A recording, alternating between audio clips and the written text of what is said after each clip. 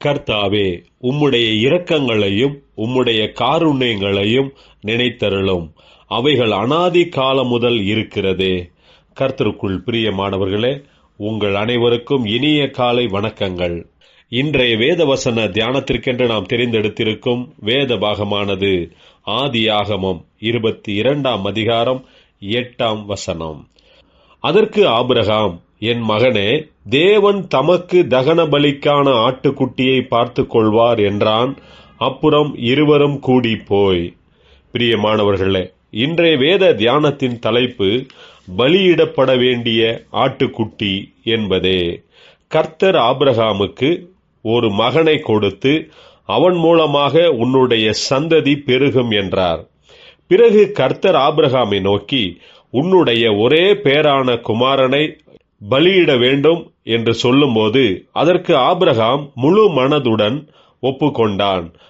Abraham கர்த்தருக்கு பலியிட வேண்டி ஈசாக்கை அழைத்து கொண்டு மலையின் மேல் ஏறி போகும்போது ஈசாக்கு கேட்ட வார்த்தைகள் என்னவென்றால், அப்பா, தகன பலிக்கு நெருப்பும் கட்டையும் இருக்கிறது, தகன பலிக்கான ஆட்டுக்குட்டி எங்கே என்றான்.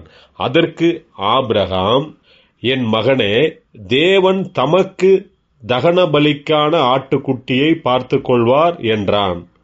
பிறகு ஆபிரகாம் ஈசாக்கை பலி கொடுக்கும்படி தன் கையை நீட்டி கத்தியை எடுத்தான்.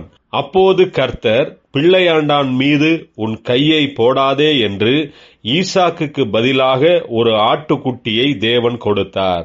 அதே போல நாம் அடைய வேண்டிய பாவத்தின் சம்பளமான மரணத்தை நமக்கு பதிலாக தன்னுடைய குமாரனாகிய இயேசுவை கொடுத்து நாம் சந்திக்க வேண்டிய ஆக்கினை தீர்ப்பை இயேசுவே அடைந்தார்.